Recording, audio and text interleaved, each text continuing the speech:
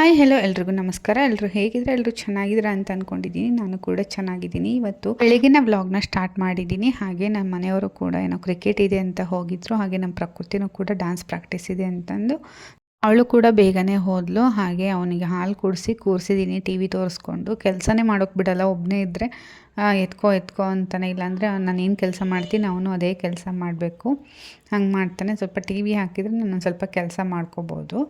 ಹಾಗೆ ಬೆಳಗ್ಗೆ ಎದ್ದು ಕಸ ಎಲ್ಲ ಗುಡಿಸ್ಕೊತಾ ಇದ್ದೆ. ತುಂಬಾ ಕಸ ಇರುತ್ತೆ, ಮಕ್ಕಳಂತೂ ತುಂಬ ಗಲೀಜು ಮಾಡ್ತಾರೆ. ಅದರಲ್ಲೂ ನನ್ನ ಮಗಳಂತೂ ಎಲ್ಲ ಕಟ್ ಮಾಡಿಬಿಟ್ಟು ಹಾಕ್ತಾಳೆ, ಅದಂತೂ ತುಂಬಾ ಗಲೀಜು. ಹಾಗೆ ನಮ್ಮ ಚಾನಲ್ನ ಇನ್ನೂ ಯಾರೆಲ್ಲ ಸಬ್ಸ್ಕ್ರೈಬ್ ಮಾಡ್ಕೊಳ್ದೇನೆ ನೋಡ್ತಾ ಇದ್ದರೆ ದಯವಿಟ್ಟು ಸಬ್ಸ್ಕ್ರೈಬ್ ಮಾಡ್ಕೊಳ್ಳಿ. ಹಾಗೆ ಪಕ್ಕದಲ್ಲಿರುವಂಥ ಬೆಲ್ಲೈಕನ್ನ ಕೂಡ ಕ್ಲಿಕ್ ಮಾಡಿ. ಇದರಿಂದ ನನ್ನ ಎಲ್ಲ ವೀಡಿಯೋಸು ನಿಮಗೆ ನೋಟಿಫಿಕೇಷನ್ ಮೂಲಕ ಬರುತ್ತೆ. ಹಾಗೆ ಈ ವಿಡಿಯೋ ಏನಾದರೂ ಇಷ್ಟ ಆದರೆ ದಯವಿಟ್ಟು ಲೈಕ್ ಮಾಡಿ, ಶೇರ್ ಮಾಡಿ, ಕಮೆಂಟ್ ಮಾಡೋದನ್ನು ಕೂಡ ಮರಿಬೇಡಿ. ಹೊರಗಡೆನೂ ಕೂಡ ತುಂಬ ಗಾಳಿ ಇತ್ತಲ್ವ, ಹಾಗಾಗಿ ಗಿಡದ ಎಲೆಗಳೆಲ್ಲ ಬಿದ್ದಿತ್ತು. ಸೊ ಅಲ್ಲೂ ಕೂಡ ಬಾಲ್ಕನಿನೂ ಕೂಡ ಕಸ ಗುಡಿಸಿ ಕ್ಲೀನ್ ಮಾಡ್ಕೊತಾ ಇದ್ದೀನಿ. ಹಾಗೆ ಶುಕ್ರವಾರ ಹಾಕಿದ ರಂಗೋಲಿ ಒಂಚೂರು ಹಾಳಾಗಿರಲಿಲ್ಲ, ಒಂಚೂರು ಏನೇನೂ ಆಗಿರಲಿಲ್ಲ. ಒಂದೊಂದು ಸಲ ನನ್ನ ಮಕ್ಕಳೆಲ್ಲ ಹಾಳು ಮಾಡಿಬಿಟ್ಟಿರ್ತಾರೆ, ಆವಾಗ ಕಸ ಗುಡಿಸ್ಲೇಬೇಕಾಗುತ್ತೆ. ಬಟ್ ಇವತ್ತು ಏನೂ ಆಗಿಲ್ಲ ಅಂದ್ರೂ ಕಸ ಗುಡಿಸ್ಬೇಕಲ್ಲ ಅಂತ ಬೇಜಾರಾಗ್ತಾ ಇತ್ತು. ಎಷ್ಟು ಚೆನ್ನಾಗಿದೆ ಹಾಕಿದ ರಂಗೋಲಿ ಅಂತ.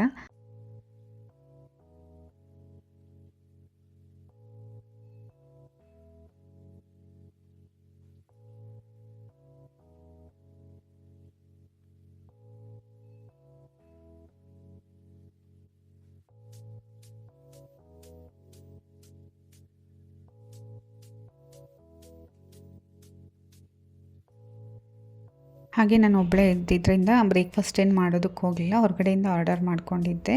ಸೆಟ್ ದೋಸೆ ಆರ್ಡರ್ ಮಾಡಿದ್ದೆ. ಖುಷಿಲು ಹಾಗೆ ನಾನು ಇಬ್ಬರು ಕೂಡ ದೋಸೆ ತಿಂದ್ವಿ. ಹಾಗೆ ಮಧ್ಯಾಹ್ನಕ್ಕೆ ನನ್ನ ಮಗಳು ಬಂದಿದ್ಲು, ಸೊ ಹಾಗಾಗಿ ಮೊಸರನ್ನ ಮಾಡ್ತಾಯಿದ್ದೀನಿ. ಆನಿಯನ್ ಖಾಲಿ ಆಗಿಬಿಟ್ಟಿತ್ತಲ್ವ, ಹಾಗಾಗಿ ಬೆಳಿಗ್ಗೆ ಬ್ರೇಕ್ಫಾಸ್ಟು ಮಾಡೋದಕ್ಕಾಗಲಿಲ್ಲ. ಈಗ ಏನಾದರೂ ಮಾಡೋಣ ಮೊಸರನ್ನ ಅಂತ ಅಂದ್ಕೊಂಡು ಮೊಸರನ್ನ ಮಾಡ್ತಾಯಿದ್ದೀನಿ. ಅನ್ನಕ್ಕೆ ಇಡ್ತಾಯಿದ್ದೆ ಇವಾಗ. ಮೊಸರನ್ನಕ್ಕೆ ಅನ್ನ ರೆಡಿ ಮಾಡಿಟ್ಕೊಂಡೆ. ಈಗ 1-2 ಸ್ಪೂನಷ್ಟು ಆಯಿಲನ್ನು ಹಾಕ್ಕೊತಾ ಇದ್ದೀನಿ. ಈಗ ಅದಕ್ಕೆ 1 ಸ್ಪೂನ್ ಕಡಲೆಬೇಳೆ, ಉದ್ದಿನಬೇಳೆ, ಸಾಸಿವೆ, ಜೀರಿಗೆ ಇದಿಷ್ಟು ಹಾಕ್ಬಿಟ್ಟು ಚೆನ್ನಾಗಿ ಫ್ರೈ ಮಾಡ್ಕೊತಾ ಇದ್ದೀನಿ. ನೆಕ್ಸ್ಟು ಕರಿಬೇವನ್ನು ಹಾಕ್ತಾಯಿದ್ದೀನಿ. ಹಾಕಿದ ತಕ್ಷಣ ಎಲ್ಲ ಸಿಡಿಯುತ್ತಲ್ವ, ಹಾಗಾಗಿ ಒಂದು ಪ್ಲೇಟ್ನ ಮುಚ್ತಾ ಇದ್ದೀನಿ ಅಷ್ಟೇ. ಅದಾದಮೇಲೆ 2 ಒಣ ಮೆಣಸಿನ್ಕಾಯಿನ ಮುರಿದು ಹಾಕಿದ್ದೀನಿ. ಅದಾದಮೇಲೆ ಸ್ವಲ್ಪ ಶುಂಠಿನ ತುರಿದು ಹಾಕ್ತಾಯಿದ್ದೀನಿ. ಟೇಸ್ಟು ತುಂಬಾ ಚೆನ್ನಾಗಿರುತ್ತೆ. ಹಸಿ ಮೆಣಸಿನ್ಕಾಯಿ ಬೇಕು ಅಂದವರು ಕೂಡ ಹಾಕೋಬೋದು. ಮಕ್ಕಳು ತಿನ್ನಲ್ಲ ಖಾರ ಆದರೆ ಅಂತಂದು ನಾನು ಹಾಕಲ್ಲ ಅಷ್ಟೇ. ಅನ್ನನ ಆದಷ್ಟು ಈ ರೀತಿಯಾಗಿ ಮೆತ್ತಗೆ ನಾವು ಮಾಡ್ಕೋಬೇಕಾಗುತ್ತೆ ಮೊಸರನ್ನಕ್ಕೆ, ಇಲ್ಲ ಅಂತಂದರೆ ಅಷ್ಟು ಚೆನ್ನಾಗಿ ಟೇಸ್ಟ್ ಬರಲ್ಲ. ನಾವು ಹಾಕೋ ಹಾಲು ಮೊಸರು ಚೆನ್ನಾಗಿ ಇರ್ಕೋಬೇಕು ಅಂದರೆ ಅನ್ನ ಮೆತ್ತಗಿರಬೇಕು. ಹಾಗೆ ಈ ಒಗ್ಗರಣೆನ ಫಸ್ಟು ಈ ರೀತಿ ಮಿಕ್ಸ್ ಮಾಡ್ಕೊತಾ ಇದ್ದೀನಿ ನಾನು. ಅದಾದಮೇಲೆ ಸ್ವಲ್ಪ ಹಾಲು ಹಾಕ್ತೀನಿ. ಹಾಲು ಮತ್ತು ಹಾಲಿನ ಕೆನೆ ಎರಡನ್ನೂ ಕೂಡ ಹಾಕ್ತಾಯಿದ್ದೀನಿ. ತುಂಬಾ ಚೆನ್ನಾಗಿ ಟೇಸ್ಟ್ ಬರುತ್ತೆ ಹಾಲಿನ ಕೆನೆ ಹಾಕೋದ್ರಿಂದ. ಹಾಲಿನ ಕೆನೆ ಇಲ್ಲ ಅಂತಂದ್ರೂ ಕೂಡ ಕ್ರೀಮ್ ಅಂತ, ಫ್ರೆಶ್ ಕ್ರೀಮ್ ಅಂತ ಬರುತ್ತೆ, ಅದನ್ನು ಕೂಡ ಹಾಕ್ಕೊತಾರೆ ಕೆಲವರು. ಅದರ ಬದಲು ಹಾಲಿನ ಕೆನೆ ಹಾಕಿದರೂ ಕೂಡ ಟೇಸ್ಟ್ ತುಂಬಾ ಚೆನ್ನಾಗಿರುತ್ತೆ. ನಾನಿಲ್ಲಿ ಫಸ್ಟು ಅನ್ನ ಬಿಸಿರೋದಕ್ಕೆ ಹಾಲು ಹಾಕಿ ಮಿಕ್ಸ್ ಮಾಡ್ತಾಯಿದ್ದೀನಿ.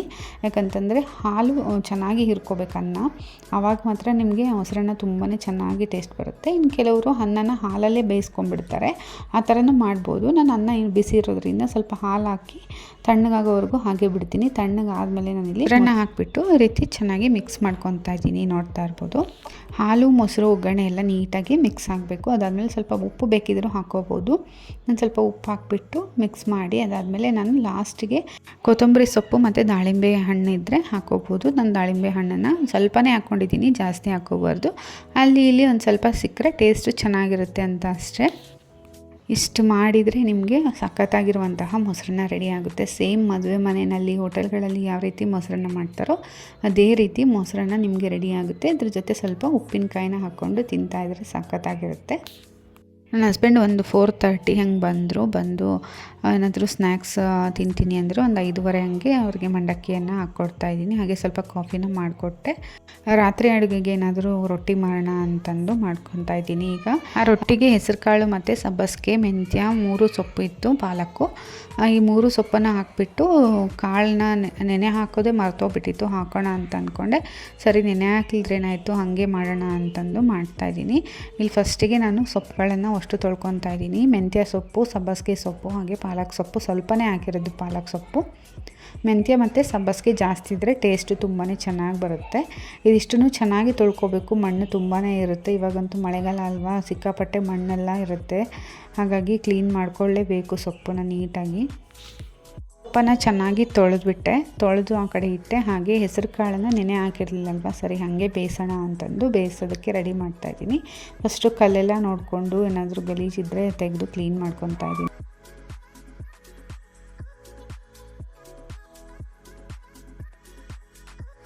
ಕಾಳನ್ನೆಲ್ಲ ಕ್ಲೀನ್ ಮಾಡಿ ಆದಮೇಲೆ ಕುಕ್ಕರ್ಗೆ ಹಾಕ್ಕೊತಾ ಇದ್ದೀನಿ. ಇದನ್ನು ಸ್ವಲ್ಪ ತೊಳ್ಕೊಂಬಿಟ್ಟು ಅದಾದಮೇಲೆ ನಾನು ಇಲ್ಲಿ ಅದಕ್ಕೆ ಸೊಪ್ಪನ್ನು ಹೆಚ್ಚಿ ಹಾಕ್ತಾಯಿದ್ದೀನಿ. ಎಷ್ಟು ಸಣ್ಣಕ್ಕಾಗುತ್ತೋ ಅಷ್ಟು ಸಣ್ಣಕ್ಕೆ ಹೆಚ್ಚಬೇಕಾಗುತ್ತೆ ಸೊಪ್ಪನ್ನು ನೀವು. ಸೊಪ್ಪನ್ನು ಎಲ್ಲ ಹೆಚ್ಚಿ ಕುಕ್ಕರ್ಗೆ ಹಾಕ್ತಾಯಿದ್ದೀನಿ. ಅದಾದಮೇಲೆ ಒಂದು ಟೊಮೊಟೊನ ಕೂಡ ಹೆಚ್ಚಿಬಿಟ್ಟು ನಾನು ಕುಕ್ಕರ್ಗೆ ಹಾಕ್ತಾಯಿದ್ದೀನಿ. ಅದಾದಮೇಲೆ ಒಂದು ಚೊಂಬಷ್ಟು ಪೂರ್ತಿಯಾಗಿ ನೀರು ಮತ್ತು ಸ್ವಲ್ಪ ಉಪ್ಪನ್ನು ಹಾಕ್ಬಿಟ್ಟು ಕುಕ್ಕರ್ ಮುಚ್ಚಳನ ಮುಚ್ಚಿ ಒಂದು 4ರಿಂದ 5 ವಿಷಿಲ್ ಚೆನ್ನಾಗಿ ಕೂಗಿಸ್ಕೋಬೇಕು. ಯಾಕಂದರೆ ಗಟ್ಟಿ ಕಾಳಲ್ವ, ಬೇಗ ಬೇಯೋದಿಲ್ಲ.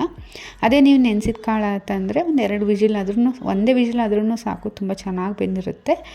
ಇಲ್ಲಿ ನಾನು ಒಂದು 3ರಿಂದ 4 ವಿಷಿಲ್ ಕೂಗಿಸ್ತಾ ಇದ್ದೀನಿ. ಅದಾದಮೇಲೆ ನಾನಿಲ್ಲಿ ಈರುಳ್ಳಿ, ಬೆಳ್ಳುಳ್ಳಿ, ಕರಿಬೇವನ್ನೆಲ್ಲ ಹೆಚ್ಚಿ ಎತ್ತಿಟ್ಕೊಳ್ತಾ ಇದ್ದೀನಿ ಒಗ್ಗರಣೆಗೆ. ಅದಾದಮೇಲೆ ನೋಡ್ತಾ ಇರ್ಬೋದು ಕಾಳು ಮೀಡಿಯಮ್ ಆಗಿ ಬೆಂದಿದೆ, ತುಂಬ ಜಾಸ್ತಿ ಬೆಂದಿಲ್ಲ.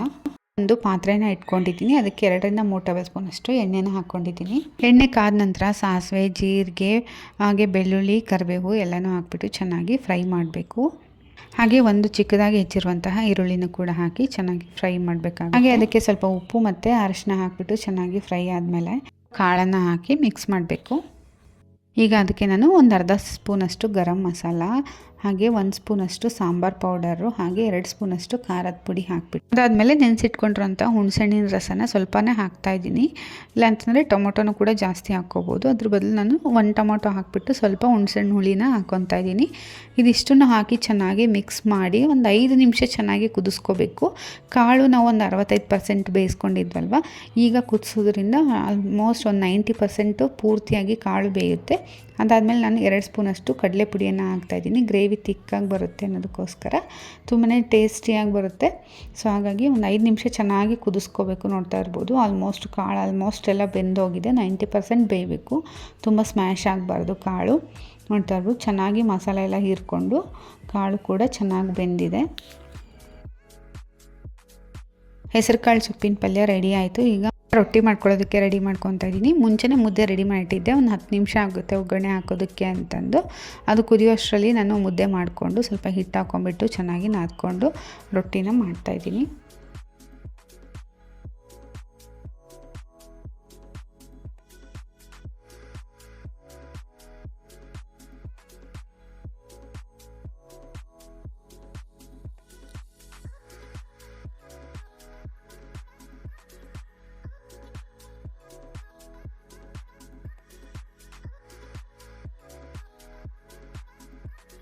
ಕೊನೆಯದಾಗಿ ಒಂದು ಸ್ವಲ್ಪನೇ ಹಿಟ್ಟು ಉಳಿದಿತ್ತು, ಅದನ್ನು ಯಾಕೆ ವೇಸ್ಟ್ ಮಾಡೋಣ ಅಂತ ಒಂದು ಚಿಕ್ಕದಾಗಿರುವಂತಹ ರೊಟ್ಟಿ ಮಾಡಿದ್ದೀನಿ.